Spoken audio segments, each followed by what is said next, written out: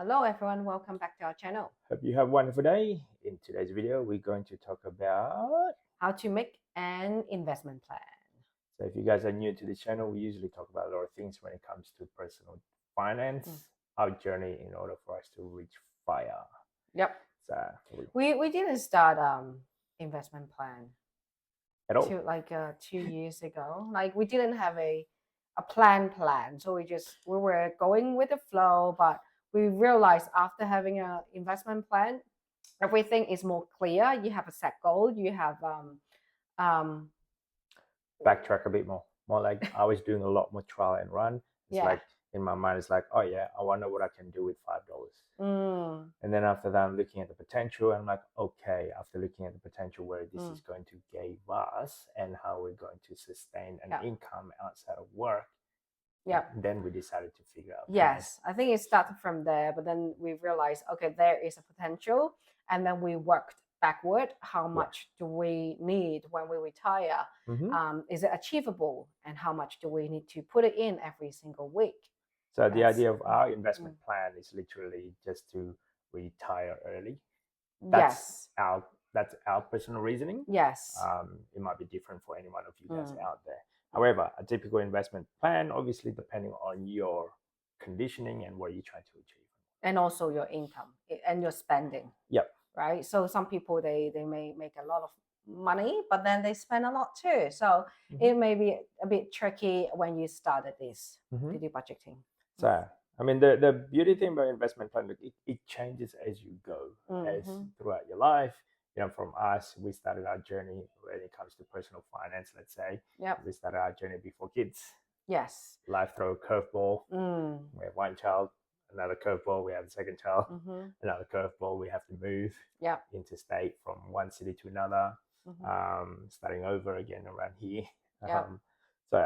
And it's a moving post, what I realized. However, if you do it correctly, at least you're going to the right direction. Correct. So, anything else you want to say? No, it's just make it clearer for your goal, because sometimes what I don't like is for my parents' generation, they just keep saying save it for rainy day. Like, I don't know what for. Why do I have to save it for rainy day?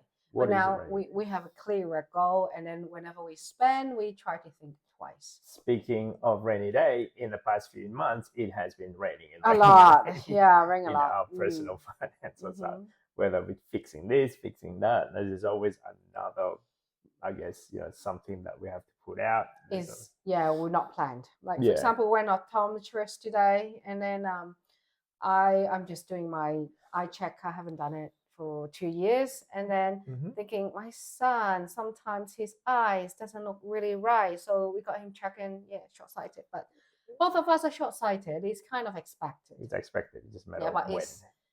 We just didn't expect. Anyway, so how to set up an investment plan? So for us, we work backward. So for example, for us, we want to hit a certain number. We work it out. Okay, then the final number. The final number. So not really final number. So you have to work.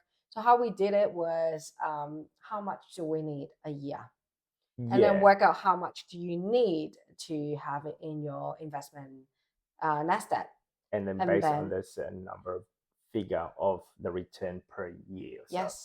So, like for example, would be you want to do the compound interest calculator. Okay. So that way, we can do it as an example also. So we use this compound interest calculator to work out what is it that we're trying to achieve.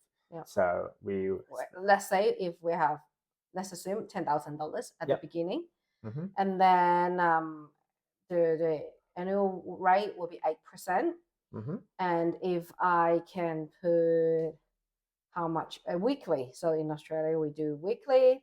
Let's say if I can do $100 a week, if I do $10,000, 8% a year, $20, 20 years, and $100 per week.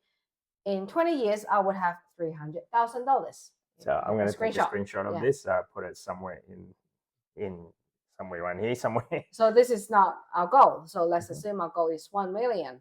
Okay, let's say we're 40 already, so we want to retire a bit earlier, 20 years. So I can't change that. Can I increase my weekly? Yeah. Weekly first. Yeah. Right. So if I can increase my weekly to, let's say, $300, oh wow, it's going there.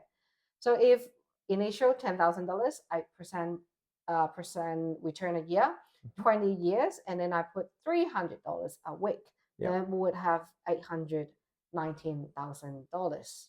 So that's somewhat close to what we wanted. Yes. On the other hand, maybe you can put a bit more money. What if I can scrape in the startup capital? That would be $50,000, let's say. Oh, there you go. So I'll screenshot this too. $50,000 starting with 8% return a year in 20 years time. And if each week I put $300 into the investment account, and in 20 years time, I would have just over $1 million. That's what we're looking at. That's our goal. Yeah. So, but goalposts change. So when we're there, I don't know. So but, just understanding like that. That's sort of like our main. The $1 million is sort of our goalpost. Like as soon as we achieve that, and we still have a lot of time, it probably change again. Correct. So we started slowly. Yes. We started with $5 and realizing the potential. So we were focused a lot on that. And then at the current stage, roughly about 400,000. Yeah. And from there, we'll see how long it would take us to. Correct. I think the first thing is you have to know how much you have, how much can you put it in each week, and how much time you have. Because time, you cannot get it back. The less time you have, of course, you have to put more initial capital or weekly injection into the account. Now, for those of you who are younger and starting starting at, let's say, young adult, say when 20. you're first 18 to 20, somewhere around there, on your first time full-time job after, I guess, your studies, university included, or apprenticeship or some sort, your time frame is a lot longer than us. So you can go as a little bit smaller amount, let's say, in terms of your capital, and you probably achieve there in somewhat the same time in the condition of the market and how much money you're going to go through per week or how often do you invest? Well, what I realized as well as that, number two would be the consistency and the type of risk that you're looking at. Like for us, we're just trying to be mundane. Really boring. Well, we say we're still kind of young. We're not retired yet. We still can work.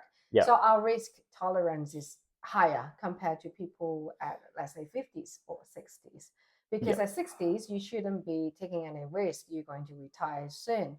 For us, we're still investing in something that is high risk, like high capital gain or growth, those stock or ETFs. So the next one would be your researching your options. Some people don't, again, back to that risk tolerance things. For our goal is trying to get there stable, slowly, as long as you get there with minimal, not as volatile. It is volatile, but not as volatile. Based on our tolerance level, let's say. So, and looking at our time frame, we should be able to achieve that in the time frame that we targeted. So the next one will be build and balance your portfolio. So we try to readjust like on the way during the path for us to achieve FIRE. So at first we were just investing in anything, and then we realized, okay, we need to have a mix of capital gain and also cash flow. If we have capital gain, but we cannot take out any money, so it doesn't mean anything for us. And then, but on the other hand, if we only invest in cash flow, which is high yield, or they pay a lot of dividend to you, yes, it can sustain our in the future lifestyle. But then the stock is not going anywhere. It actually maybe just go flat or going down because inflation. The purchasing power of that dollar, it will be lower. Yes. So we changed some of our portfolio, not really change it, it's just balancing it, invest a bit more on this side or less on the other side. So we try to have even of capital gain and also cash flow. We usually do rebalancing, let's say, until such time as it makes sense to us. For example, I review them in a monthly basis or so. And I check based on that how much is it that in a certain sector, and instead of us just purchase, I guess liquidating, we actually just when we have spare capital, when we purchase something, we purchase something that is in a newer stock. Yeah.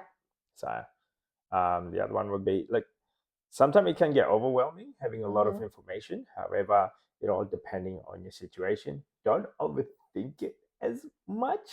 Yeah. Just learn and understand what is your goal and your risk tolerance, and do the numbers, how much you have each week and at the beginning, and how much time do you have. So that's just our 2 cents, guys, based on our personal experience. If you like this type of content, don't forget to subscribe, comment. See you next time. Bye.